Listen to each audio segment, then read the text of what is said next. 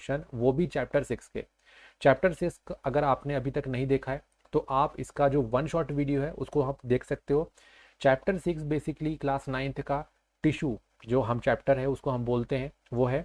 और इस वीडियो में हम देखेंगे एमसीक्यूज। तो इस वीडियो को स्टार्ट करने से पहले मैं आपको थोड़ा सा हौसले बैच के बारे में बता देता हूँ कि द हौसले बैच में आखिरकार आपको क्या मिलने वाला है। तो जैसा कि होगा क्या कि जो भी वीडियो आप देखते हो और देखने के बाद, कंप्लीट देखने के बाद आप क्या करना, डिस्क्रिप्शन बॉक्स में जाना। डिस्क्रिप्शन बॉक्स में आपको एक लिंक मिलेगा, है ना, और इस लिंक पे क्लिक करोगे तो वहाँ पे आपको एक टेस्ट पेपर जो है वो ओपन हो जाएगा, है ना। वहाँ पे आप खुद को एनरोल करो और वहाँ पे आपको टेस्ट पेपर मिल जाएगा। आप वहाँ पे टेस्ट को कंप्लीट करो, सबमिट करो। अगर आप अच्छे मार्क्स से उसमें अगर क्या करते हो, गेन करते हो, तो आपको एक सर्टिफिकेट इशू होगा, है ना। और सर्टिफिकेट के अलावा इसमें आपको कुछ कूपन्स भी मिल सकते हैं जिसके थ्रू आप क्या कर सकते हो कि हमारे डिफरेंट टाइप के जो कंटेंट है उसको उसमें क्या कर सकते हो, कैच कर सकते हो उन पर्टिकुलर कूपन्स की हेल्प से। और जब जो आपको सर्टिफिकेट मिलेगा उस सर्टिफिकेट को आप क्या कर सकते हो, अपने जो इंस्टाग्राम और फेसबुक जो सोशल मीडिया है वहाँ पे आप हैशटैग EduGrown हौसले एंड हैशटैग EduGrown का यूज़ करके उसको पोस्ट कर सकते हो, है ना। तो बेसिकली ये सभी चीज़ें इसमें मिलने वाली हैं। तो चलो बिना देर किए इस वीडियो को स्टार्ट करते हैं और फर्स्ट क्वेश्चन हम सॉल्व करते हैं कि जो पर्टिकुलर जो आपका चैप्टर है टिश्यू, उसके कौन कौन से कैसे कैसे क्वेश्चन जो हैं आपके टर्म्स एग्जामिनेशन में आ सकते हैं। चलो उनको एक बार हम डिस्कस कर लेते हैं। तो हमारा यहाँ पे फर्स्ट क्वेश्चन है, select the longest animal cell among following. जो एनिमल सेल है तो इसमें 4 सेल हैं। एक है नर्व सेल, एक है मस्कुलर सेल यानी कि मसल सेल, थर्ड है यहाँ पे लिवर सेल और डी है यहाँ पे गॉबलेट सेल। इसमें पूछा गया है क्वेश्चन में कि आखिरकार एनिमल्स में animal cell, longest animal cell कौन सी मिलती है। तो स्टूडेंट्स मैं आपको बता देता हूँ कि अगर हम लॉन्गेस्ट एनिमल सेल की बात करते हैं इस पर्टिकुलर क्वेश्चन में तो यहाँ पे लिवर सेल तो स्मॉल होती है, ठीक है। गॉबलेट सेल जो थी वो भी साइज में जो होंगी वो स्मॉल होंगी, बट यहाँ पे नर्व सेल और मसल सेल, है ना, ये दोनों ही क्या होंगी, इन दोनों के कंपैरिजन में लॉन्ग होगी। बट अगर हम लॉन्गेस्ट की बात करते हैं तो वो कौन सा होगा यहाँ पे, नर्व सेल। वो कौन सी सेल्स होगी, नर्व सेल। तो हमारे पास जो आंसर निकल के आएगा वो होगा नर्व सेल, जो कैसी होती है, लॉन्ग होती है। देन उसके बाद बढ़ते हैं हम यहाँ पे नेक्स्ट क्वेश्चन पे। नेक्स्ट क्वेश्चन है हमारा कि parenchyma cell containing air cavities are called. जो पेरेन्काइमा जो रहते हैं उनमें एयर कैविटी मिलती है ना। तो किस में मिलती है, तो कौन सी ऐसी पेरेन्काइमा सेल होती है जिसमें एयर कैविटी मिलेगी। तो हमारे पास ऑप्शन है एरेनकाइमा, स्क्लेरेनकाइमा, देन क्लोरेनकाइमा और प्रोसेनकाइमा। तो ऐसी कौन सी सेल है। तो बेसिकली एयर कैविटी की बात हो रही है यहाँ पे। तो अगर हम एयर कैविटी की बात करेंगे तो एयर कौन सा है, ये रहा एरेन। एरेन जो होती है, एरेनकाइमा, ये ऐसी सेल्स होती हैं जो उन पर्टिकुलर प्लांट्स में होती है जिन जो कैसे करते हैं, जो फ्लोट करते हैं। तो फ्लोट क्यों कर पाते हैं, क्योंकि वहां पे कौन सी सेल्स के ज़्यादा नंबर होते हैं, एरेनकाइमा के ज़्यादा सेल नंबर होने के कारण वो क्या करती है, उसमें एयर ट्रैप रहती है जिसके कारण क्या होती है, प्लांट फ्लोट करता है। तो हमारा आंसर क्या हो गया, ए।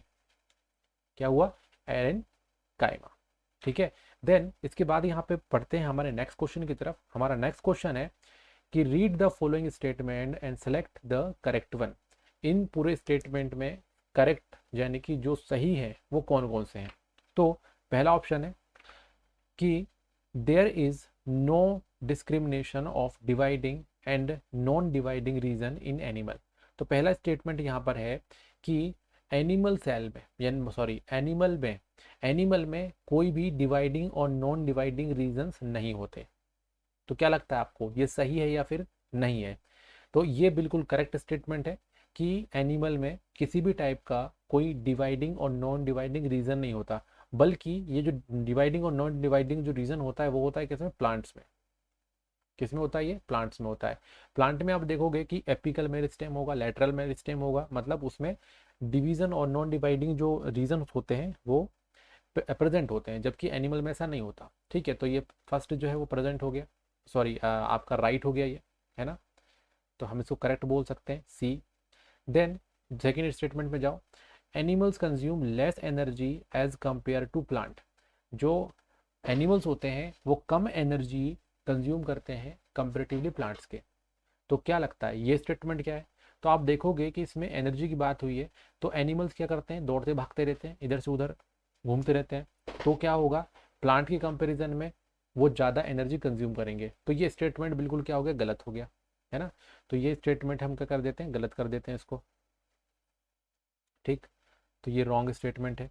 देन नेक्स्ट स्टेटमेंट है most of the tissue that plant contain are living. मतलब जो मोस्ट ऑफ द टिश्यू जो प्लांट्स में होते हैं, है ना, तो प्लांट्स में अधिकतर टिश्यू कैसे होते हैं, क्या लिखा है यहाँ पे, लिविंग होते हैं। तो क्या ये स्टेटमेंट सही है या गलत है? तो आप देखो कि प्लांट में आप देखोगे कि ऊपर जो रहती है बार्क मिलती है, क्या मिलती है, बार्क। तो बार्क किन सेल से मिलकर बनी रहती है, आपके नॉन लिविंग सेल से। तो इसका मतलब ये हुआ कि प्लांट में नॉन लिविंग सेल्स जो रहते हैं वो काफ़ी ज़्यादा होते हैं, ठीक है। तो इसका मतलब ये स्टेटमेंट भी क्या हो गया यहाँ पे, गलत हो गया, क्योंकि उसमें आपके नॉन लिविंग तो ज़्यादा होंगे। तो ये भी हम क्या कर देते हैं, गलत कर देते हैं। देन उसके बाद आते हैं हम नेक्स्ट स्टेटमेंट में। नेक्स्ट स्टेटमेंट है हमारा कि structural organisation of organs and organ system are more specialised animal than even in very complex plant. मतलब यहाँ पे बोला गया है कि जो ऑर्गन और ऑर्गन सिस्टम होते हैं एनिमल्स में ज़्यादा कॉम्प्लेक्स होते हैं कंपेरेटिवली प्लांट्स के। तो इस स्टेटमेंट को अगर देखें तो हमको पता चलेगा कि ये बात बिल्कुल सही बोली जा रही है, क्योंकि एनिमल जो होते हैं उनके जो ऑर्गन्स हैं और ऑर्गन सिस्टम ज़्यादा कॉम्प्लेक्स होंगे कंपेरेटिवली किसके, प्लांट्स में। प्लांट्स में आप देखोगे क्या न्यूरॉन सिस्टम मिलता है, क्या नहीं मिलता, बहुत ही कॉम्प्लेक्स है। तो जबकि वो एनिमल में क्या है, मिलता है। तो इस तरीके से हम देखते हैं कि उसमें कॉम्प्लेक्स सिस्टम जो है आपके एनिमल्स में ज़्यादा मिलते हैं। तो ये स्टेटमेंट बिल्कुल सही है। देन अगला स्टेटमेंट देखो, ग्रोथ ऑफ एनिमल इज इनडिफाइंड। मतलब यहाँ पे एनिमल की ग्रोथ जो होती है वो इनडेफिनिट होती है, क्या वो कंटिन्यूसली चलती चली जाती है। तो ये बिल्कुल गलत है। क्यों गलत है ये इसलिए गलत है क्योंकि जो हमारी ग्रोथ है, हम खुद जानते हैं कि हमारी बॉडी की ग्रोथ एक टाइम के बाद क्या हो जाएगी, रुक जाएगी। तो हम एनिमल है तो हमारी ग्रोथ भी क्या हो रही है, इनडेफिनाइट नहीं है, मतलब कंटिन्यूसली नहीं है, एक समय के बाद रुक जाती है। तो ये स्टेटमेंट हो गया हमारा गलत। तो इस तरीके से हमारे दो स्टेटमेंट बिल्कुल सही है, स्टेटमेंट नंबर 1 और स्टेटमेंट नंबर 4। तो 1 और 4 का है ये रहा। तो 1 और 4 ये है, तो मतलब सी इसका आंसर हो गया, ठीक है। तो सी पे यहाँ पे एक टिक लगा लो, ये है सी हमारा आंसर। बढ़ते हैं नेक्स्ट क्वेश्चन की तरफ। नेक्स्ट क्वेश्चन हमारा है given the some differences between tissue of plants and animals which of these are incorrect difference. हमको यहाँ पे दो डिफरेंस देख रहे हैं, एक प्लांट के डिफरेंस है और एक एनिमल के डिफरेंस है, ठीक है। तो हमको यहाँ पे देखना है कि जो डिफरेंस के जो कॉम्बिनेशंस हैं वो बिल्कुल सही जो है कौन से हैं और इनकरेक्ट कौन से हैं, जिसके बिहाफ पे हम क्या कर सकते हैं, आंसर दे सकते हैं। तो हमको यहाँ पे इनकरेक्ट डिफरेंस के बारे में पता करना है। तो सबसे पहला डिफरेंस है यहाँ पे प्लांट टिश्यू में कि plant tissue of the plant are made up of lignified and dead cell. जो प्लांट सेल्स होती हैं, है ना, वो उसमें लिग्निफाइड यानी कि लिग्निन से मिलकर बनी हुई, मतलब लिग्निन की लेयर होती है। और दूसरा यहाँ पे है कि कुछ सेल्स कैसी होती हैं, डेड होती हैं। ये एक हो गया। अब इसका डिफरेंस लिखा है कि एनिमल टिश्यू जो होते हैं वो लिविंग सेल से मिलकर बने होते हैं, है ना। तो चलो ये तो भाई सही बात है कि एनिमल टिश्यू जो रहता है उसमें लिविंग सेल्स के अमाउंट तो बहुत ज़्यादा रहता है, लिविंग ही लिविंग रहता है ना। और प्लांट में क्या होता है, डेड सेल्स भी होते हैं। तो पहला डिफरेंस जो है वो तो बिल्कुल सही है ना।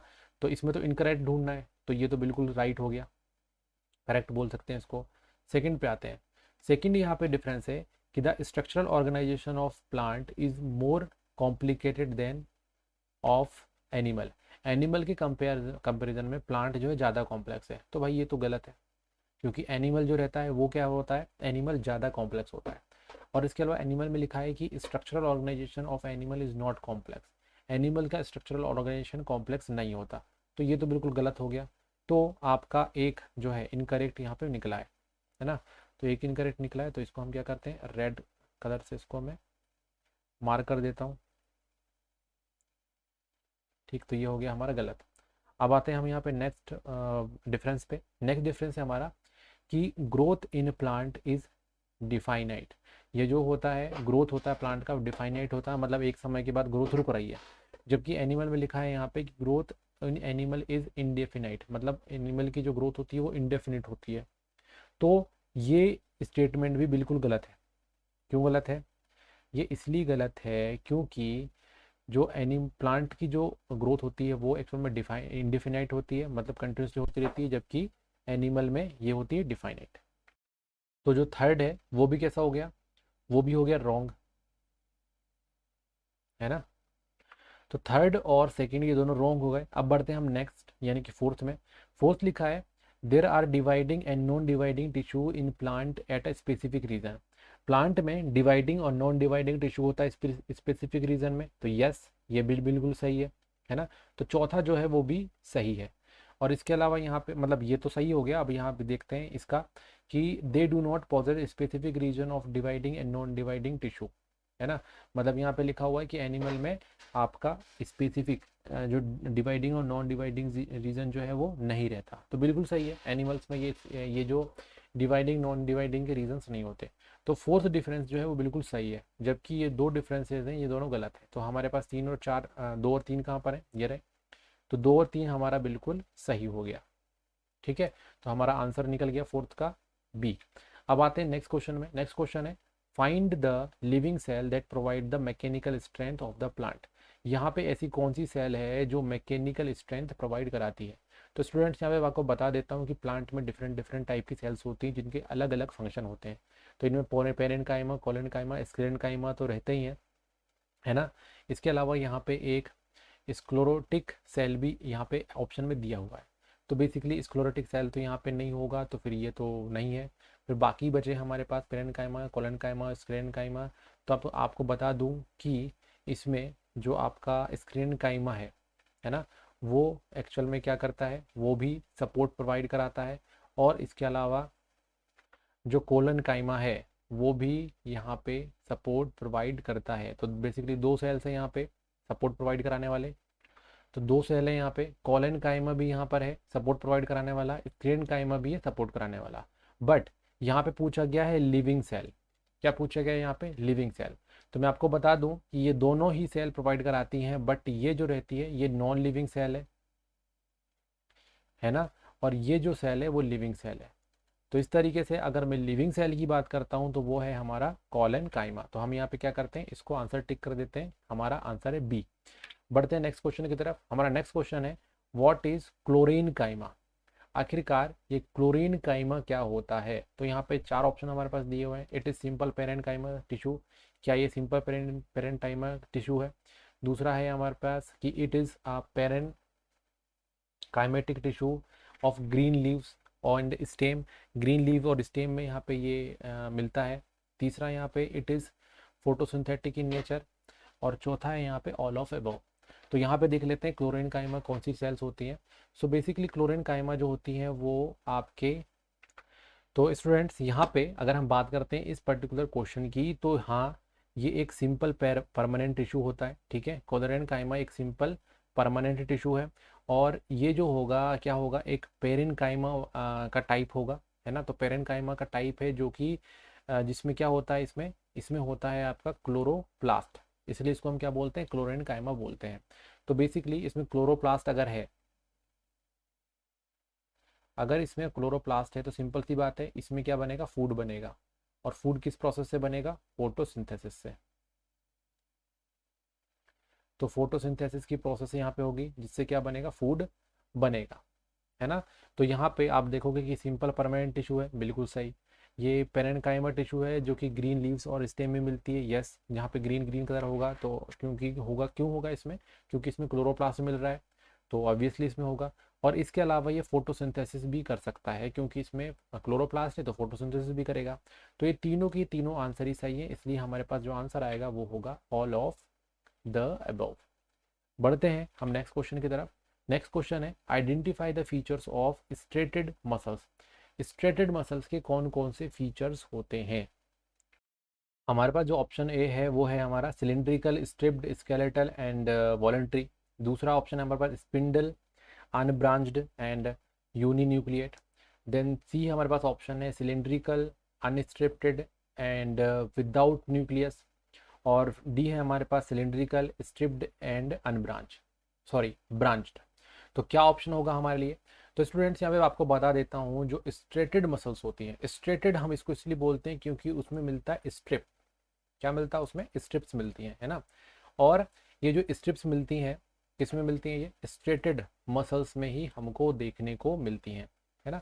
तो स्ट्रेटेड मसल कुछ इस तरीके की होंगी सिलेंड्रिकल शेप में, है ना, और इसमें बैंड्स होंगे इस तरीके से। तो ये डार्क रीजन बना रहा हूँ मैं। तो यहाँ पे डार्क रीजन होंगे और कुछ कैसे रीजन होंगे? कुछ रीजन होंगे यहाँ पे लाइट रीजन। तो ये है लाइट रीजन और ये है डार्क रीजन। और इसके अलावा इसमें क्या होता है? इसके अलावा इसमें न्यूक्लियस होते हैं। तो न्यूक्लियस रहते हैं क्या होते हैं? ज़्यादा न्यूक्लियस होते हैं इसमें, ठीक है। तो ये बेसिकली इसका डिज़ाइन रहता है। इसके अलावा ये मसल्स हमको कहाँ मिलते हैं? जहाँ पे हम क्या कर सकते हैं? जहाँ पे हम मूवमेंट कर सकते हैं, है ना। और मूवमेंट कहाँ से कर सकते हैं? हमारे कॉन्शियस विल से। हमारे खुद की जो विल है, कॉन्शियस विल, उससे हम मूवमेंट कर सकते हैं। जैसे कि मैं अभी मूव कर पा रहा हूँ बॉडी को by because of striated muscles, क्योंकि वहाँ पे स्ट्रेटेड मसल्स हैं। तो बेसिकली जो अपने कॉन्शियस माइंड से हम जिसको कंट्रोल कर सकते हैं उसको हम बोलते हैं वॉलेंट्री। उसको हम क्या बोलते हैं? वॉलेंट्री। तो वॉलेंट्री टाइप की ये मसल्स होती हैं, ठीक है। तो कुछ यहाँ पे बेसिक्स मैंने आपको बताया, तो आपको यहाँ से डी से शुरुआत करते हैं। तो डी से बात करते हैं, सिलेंड्रिकल शेप का होता है आपका स्ट्रेटेड मसल, ठीक है, चलो ये तो है। देन उसके बाद दूसरा लिखा गया है कि ये स्ट्रिप्ड होता है, ठीक है, स्ट्रिप्ड है, देखो, है ना। और लास्ट वाला ऑप्शन दिया है ब्रांच। तो मैं आपको बता दूं कि ये जो सेल होती है ये ब्रांच नहीं होती है, इसीलिए ये जो ऑप्शन है गया। तो ये स्ट्रेटेड मसल के फीचर्स नहीं है। अगला है सिलेंड्रिकल, तो भाई सिलेंड्रिकल है। अनस्ट्रिप्टेड, अब भाई इसमें मैंने बताया कि तो इन स्ट्रिप्ड है, इसमें स्ट्रिप्ड मतलब स्ट्रिप मिल रही है, तो ये तो अनस्ट्रिप्ड है ही नहीं, तो ये भी गलत हो गया हमारा। अगला है यहाँ पे स्पिंडल। देन स्पिंडल का मतलब क्या होता है? स्पिंडल का मतलब होता है कुछ इस टाइप का शेप, इसको हम बोलते हैं स्पिंडल, जो कॉर्नर से क्या होता है आपका पतला होता है। तो बेसिकली स्पिंडल तो होता नहीं, तो ये भी गलत हो गया। अब बचा ए, तो ऑब्वियसली ए तो सही है, बट यहाँ पे देख लेते हैं फीचर मेच कर रहे हैं कि नहीं कर रहे हैं। सिलेंड्रिकल बिल्कुल है, स्ट्रिप्ड बिल्कुल है, स्केलेटल बोलते हैं इसको हम, बिल्कुल बोलते हैं, और ये वॉलेंट्री होती है, मतलब इसको हम वॉलेंट्री मसल्स भी बोलते हैं। तो ये बेसिकली क्या होगा? ये हमारा बिल्कुल सही होगा ए। अब आते हैं हम यहाँ पे नेक्स्ट क्वेश्चन पे। नेक्स्ट क्वेश्चन है हमारा, cardiac muscles are, cardiac muscles आखिरकार कैसे होती हैं? तो कार्डियक मसल के बारे में मैं आपको बता दूं कि जो हमारे हार्ट में जो मसल्स मिलेंगी उसी को हम क्या बोलते हैं? कार्डियक मसल बोलते हैं। कार्डियक मसल जो होती हैं ये बेसिकली कैसे होती हैं? कुछ इस तरीके से होती हैं, है ना, मतलब ब्रांच बनी हुई होती है। कैसी बनी होती है? ब्रांच बनी हुई होती है। और इसमें जो स्ट्रिप्ड होते हैं वो दूर दूर स्ट्रिप्ड होते हैं, और एक स्ट्रिप्ड में एक ही सेल यहाँ, एक ही न्यूक्लियस यहाँ पे प्रेजेंट होता है, ठीक है। तो थोड़े बहुत जो होंगे वो सिलेंड्रिकल शेप में होंगे, ठीक। और ये जो जो आपके जो स्ट्रेटेड जो आपके जो कार्डियक मसल्स होते हैं ये बेसिकली के हार्ट की मसल्स हैं।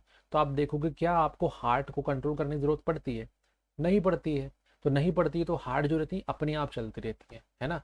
तो ये नेचर में कैसी है? इनवॉलेंट्री, जो अपने आप, हमारे कॉन्शियस विल की जरूरत नहीं पड़ती, अपने आप जो रहता है वो चलती रहती हैं।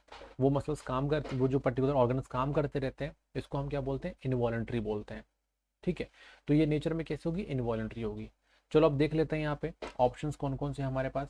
पहले ऊपर वाले देखते हैं। ऊपर वाला देखा जाए तो ये कैसा लिखा? स्मूथ। तो भाई ये स्मूथ तो है, वो स्मूथ नहीं होती, ये कैसी होती है? स्ट्रेटेड हो सकता होती है, ठीक है। तो यहाँ पे स्पिंडल शेप, शेप भी स्पिंडल नहीं होता। तो ये जो हो गया गलत, तो फर्स्ट ऑप्शन गलत हो गया, ये कार्डियक मसल की फीचर नहीं है। अब हम बात करते हैं सेकंड ऑप्शन। सेकंड ऑप्शन है स्ट्रेटेड, ठीक है। स्ट्रिप्स तो है यहाँ पे, ये जो लाइन ड्रॉ की है ये कैसे? स्ट्रिप है, तो स्ट्रिप तो है। देन उसके बाद सेन साइटियल, तो सिंसाइशल, सिंसाइशल एंड इनवॉलेंट्री। तो सिंसाइटियल या इनवॉलेंट्री अगर हम बात करते हैं तो नहीं, ये भी नहीं है ना। और इसके अलावा अगला देखते हैं। अगला है यहाँ पे स्ट्रेटेड, और इसके अलावा यहाँ पे वॉलेंट्री लिखा हुआ है, तो वॉलेंट्री तो है नहीं है, तो ये भी गया ऑप्शन हमारा। देन अगला है स्ट्रेटेड क्रॉस कनेक्टेड, यस, यहाँ पे देखो स्ट्रेटेड है और ये एक दूसरे से क्रॉस में कनेक्ट भी कर रही हैं। और इसके अलावा क्या है, इनवॉलेंट्री, यस इनवॉलेंट्री है। क्यों इनवॉलेंट्री? क्योंकि हम इसको अपनी कॉन्शियस विल से कंट्रोल नहीं कर सकते। तो इस तरीके से यहाँ पे डी ऑप्शन हमारे पास बिल्कुल सही आता है। तो हमारे पास आंसर भी हो जाएगा D, striated, cross connected and involuntary. बढ़ते हैं नेक्स्ट क्वेश्चन की तरफ। नेक्स्ट क्वेश्चन है, there are specific region of plant body that constantly remain in the state of division, what they are।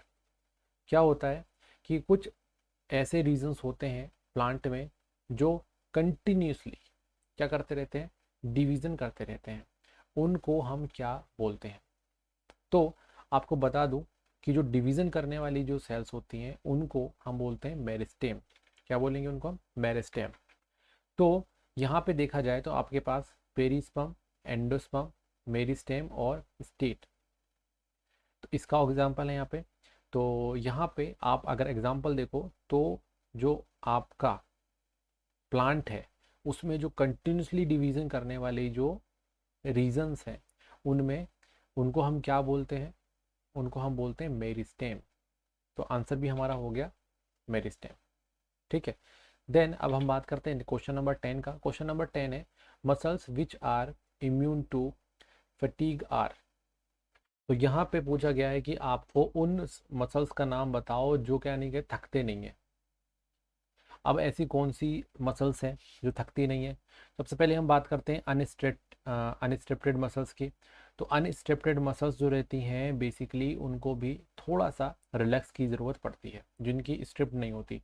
जबकि जॉ मसल जो है, जॉ मसल जिससे हम बात कर रहे हैं, वो भी क्या होती हैं, कुछ देर बाद थक जाती हैं। और वही स्केलेटल मसल की बात करते हैं तो जो हमारी बाइसेप्स होती हैं, है ना, उसमें स्केलेटल मसल मिलता है, तो उनको भी रिलैक्स करने की ज़रूरत पड़ती है। बट यहाँ पे एक मसल है जिसको हम बोलते हैं कार्डियक मसल, जिसको रेस्ट करने की ज़रूरत नहीं पड़ती। तो इस तरीके से यहाँ पे कार्डियक मसल जिसको हम क्या बोलते हैं, हार्ट की मसल, उसको किसकी ज़रूरत नहीं पड़ती, उसको हमारे जो है रिलैक्स की ज़रूरत नहीं पड़ती।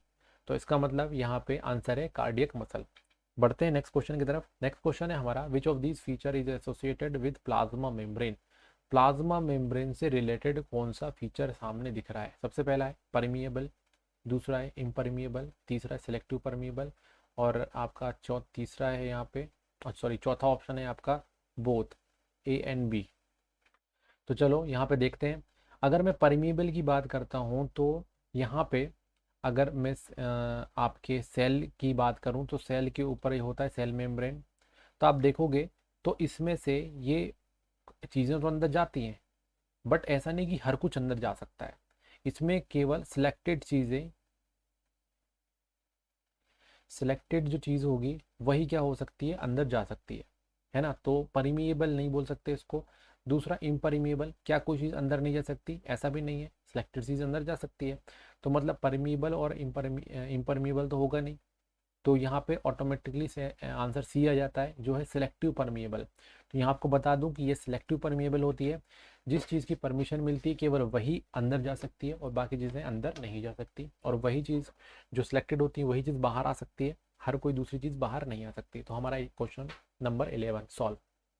अगला क्वेश्चन है, which of the following meristem help to increase the growth of the stem. जो ये प्लांट होता है तो इसमें जो क्या मिलता है, स्टेम मिलता है ना। तो हम बात कर रहे हैं इस स्टेम की जो ग्रोथ है वो कैसे इंक्रीज होती है, कौन सी उसमें मेरिस्टेम होती है। तो स्टूडेंट्स मैं आपको बता देता हूँ कि जो इस प्लांट होता है उसमें क्या होते हैं, रीजन्स होते हैं। तो जो टिप वाले रीजन में मेरिस्टेम रहेगी उसको एपिकल मेरिस्टेम बोलते हैं। उसके बाद नोड में जो रहेगी उसको हम क्या बोलते हैं, उसको हम बोलते हैं इंटरक्लैरी मेरिस्टेम। और इसके अलावा यहाँ पे होता है लेटरल मेरिस्टेम। तो यहाँ पे जो लेटरल मेरिस्टेम होता है वही प्लांट में ग्रोथ को इंक्रीज करने के काम आता है। तो हमारा आंसर हो गया लेटरल मेरिस्टेम। बात करते हैं यहाँ पे नेक्स्ट क्वेश्चन की। नेक्स्ट क्वेश्चन है हमारा, a person met with and an accident in which two long bones of hand were dislocated, which among the following may be the possible reaction. इसमें पूछा गया है कि किसी एक पर्सन का क्या हो गया, एक्सीडेंट हो गया, तो उसकी जो लॉन्ग बोन है long bones of hand are dislocated, जो लंबी बोन होती है हैंड्स की वो डिसलोकेट हो जाती है। तो बताना है हमको कि बेसिकली यहाँ पे क्या हुआ है, क्यों एक्चुअल में ये जो लॉन्ग बोन है वो अलग अलग हो गई है। तो क्यों हो गई है अलग अलग, भाई डिसलोकेट हो गई हैं वो। तो दो बोन इसलिए डिसलोकेट हो गई क्योंकि दो बोन के बीच में, ये एक बोन है ठीक है और ये दूसरा बोन है, इन दोनों के बीच में क्या होता है, जो जुड़ाव होता है वो टूट गया है। तो इन दोनों के बीच में जोड़ने का काम कौन करता है, वो करता है लिगामेंट। तो लिगामेंट जो है वो करता है, तो लिगामेंट अगर ब्रेक हो जाए तो हड्डियां जो होती हैं अलग अलग हो जाती हैं। तो इसके लिए इसका आंसर होगा क्या, लिगामेंट। ठीक है, जबकि कार्टिलेज, एरियुलर टिश्यू और टेंडन्स ये इनके दूसरे काम है। तो यहाँ पे बोन से बोन कनेक्ट का काम कौन करता है, लिगामेंट करता है, और लिगामेंट ब्रेक होगा तो अलग अलग हो जाएगा। तो इसलिए यहाँ पे आंसर है डी, सॉरी यहाँ पे आंसर है सी विच इज लिगामेंट।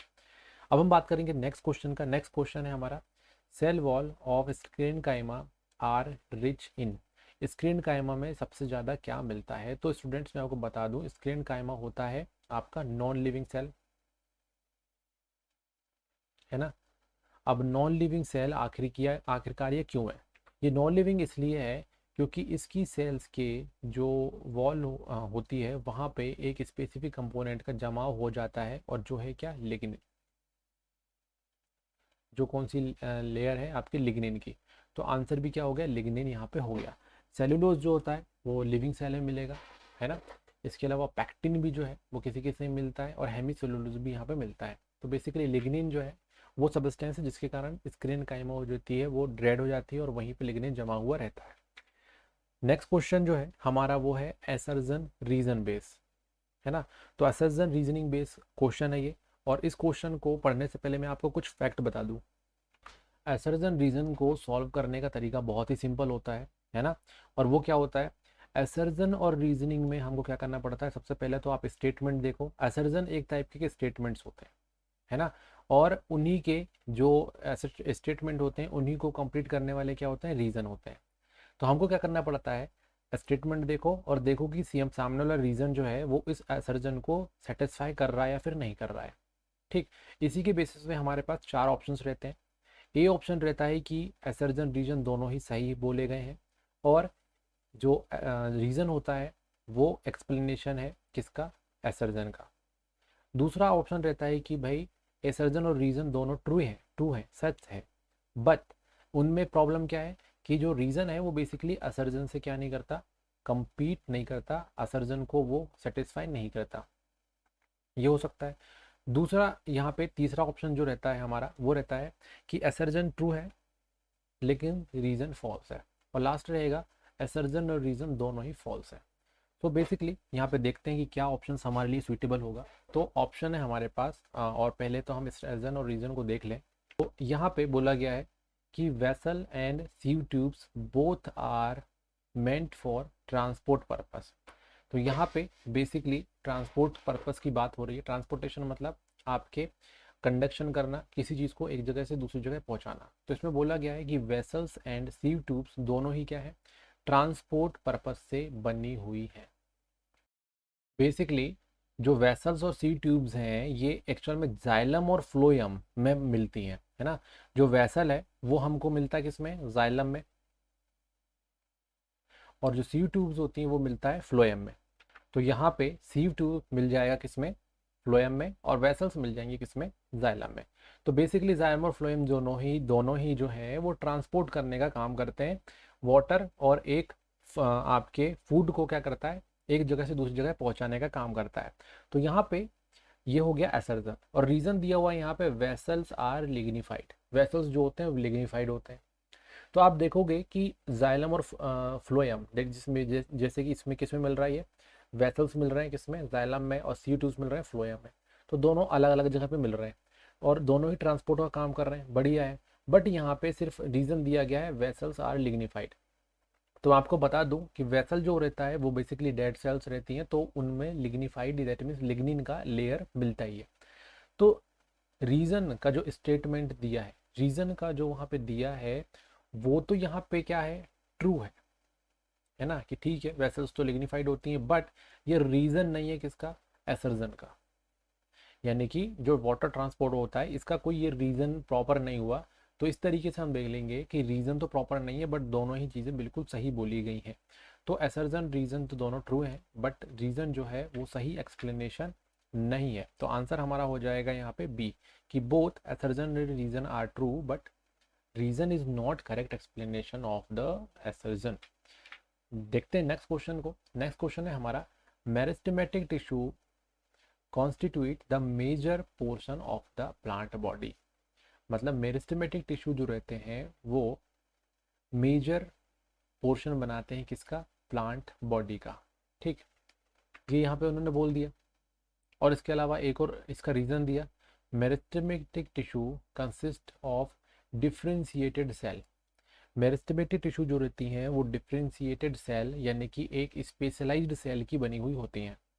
तो मैं आपको बता दूं कि मेरिस्टेमेटिक टिश्यू जो रहता है वो प्लांट के स्पेसिफिक रीजन में ही होते हैं, पूरे प्लांट की बॉडी में नहीं होते। तो इस तरीके से मेरिस्टेमेटिक टिश्यू का जो पहला एसर्जन है वही क्या हो जाता है, गलत हो जाता है।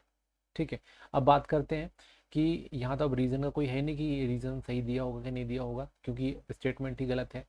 और दूसरा यहाँ पे दिया है कि meristematic tissue consist of differentiated cell, मतलब इसमें स्पेशलाइज सेल जो है वो मिलती हैं।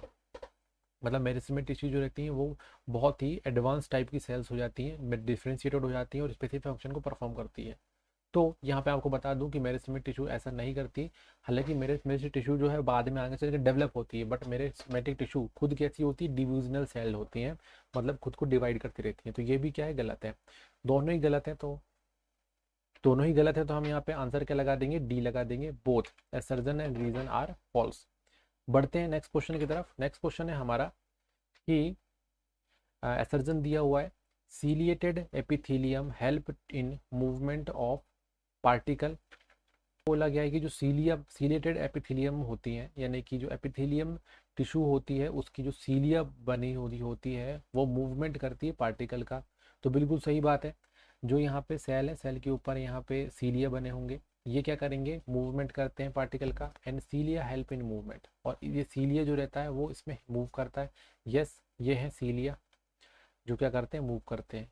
तो स्टेटमेंट जो दिया हुआ है उसी को कॉम्प्लीमेंट्री कौन कर रहा है, रीजन कर रहा है, और रीजन भी बिल्कुल सही है। तो इस तरीके से both assertion reason are true but and the correct explanation of the assertion, जो रीजन होता है वो बिल्कुल करेक्ट है, तो बिल्कुल सही है। यहाँ पे हमने लगा दिया आंसर ए। बढ़ते हैं नेक्स्ट क्वेश्चन में। नेक्स्ट क्वेश्चन असर्जन देखते हैं, the inner lining of intestine has tall epithelial cell. जो इनर लाइनिंग होती है इंटेस्टाइन की उसमें टॉल एपिथेलियल होती है। तो आपको मैं बता देता हूँ कि ठीक है, जो इनर लाइनिंग होती है इंटेस्टाइन में वो एपिथेलियल सेल की बनी होती है, टॉल एपिथेलियल सेल की बनी होती है। इसके अलावा यहाँ पर रीजन लिखा हुआ है, columnar epithelium facilitate absorption and excretion. और इसके अलावा यहाँ पे दिया हुआ है कि जो कॉलमनर एपिथेलियल जो होती है वो एब्जॉर्प्शन और सीक्रेशन का वर्क करती है। तो आपको बता दूं कि यहाँ पर रीजन और जो असर्जन है दोनों ही ट्रू है, and the reason is correct explanation of assertion. जो रीजन होता है वो असर्जन का करेक्ट एक्सप्लेनेशन है, क्योंकि वहाँ पे जो इनर लाइनिंग होती है इंटेस्टाइन की, वहाँ पे ये जो टाल एपिथेलियम बोलते हैं इसी को हम कॉलमनर एपिथेलियल भी बोलते हैं, जो कि एब्जॉर्प्शन और सीक्रेशन का काम भी करती हैं। तो 18वां क्वेश्चन जो है वो हमारा बिल्कुल सही है। नेक्स्ट क्वेश्चन है हमारा, वेस्कुलर और conductive tissue is a distinctive feature of complex plant. तो यहाँ पे जो असर्जन है स्टेटमेंट उसमें सिंपल सी बात है कि वेस्कुलर और कंडक्टिव टिश्यू रहती हैं इज डिस्टिंक्टिव फीचर, है ना, कॉम्प्लेक्स प्लांट। कॉम्प्लेक्स प्लांट में एक स्पेसिफिक फीचर उसमें होता है, यस उसमें होता है। Then vascular tissue has made several of complex plant possible in terrestrial environment. जो क्या करता है, ये जो वेस्कुलर एंड कंडक्टिव टिश्यू जो रहते हैं, है ना, ये क्या करते हैं, कॉम्प्लेक्स प्लांट में रहेंगे और आपका सर्वाइवल में हेल्प करते हैं। तो बेसिकली जो वेस्कुलर टिश्यू रहते हैं वो वाटर के कंडक्शन करने का काम करते हैं, फूड को कंडक्शन करने का काम करते हैं, जिससे टेरेस्ट्रियल मतलब ज़मीन में रहने वाले प्लांट रहते हैं उनको सर्वाइवल में बिल्कुल एडवांटेज मिलता है। तो रीज़न में जो स्टेटमेंट दिया है वो बिल्कुल सही है, और असर्जन में जो स्टेटमेंट दिया है वो बिल्कुल सही है, बट दोनों एक दूसरे से क्या नहीं करते, मैच नहीं करते, दोनों एक दूसरे के क्या नहीं हो सकते, कॉम्प्लीमेंट्री नहीं है। तो इस तरीके से हम बोल सकते हैं कि दोनों ही रीज़न और असर्जन बिल्कुल सच हैं, सही है, बट ये क्या नहीं है, करेक्ट एक्सप्लेनेशन नहीं है ना। जो रीज़न है बेसिकली वो असर्जन का करेक्ट एक्सप्लेनेशन नहीं है। सो ये हमारे सारे के सारे क्वेश्चन यहाँ पे हो चुके हैं। ठीक है, आप जाइए डिस्क्रिप्शन बॉक्स में बिल्कुल टेस्ट दीजिए और अपने दोस्तों के साथ हमें रिजल्ट को ज़रूर शेयर कीजिए। Thanks for watching.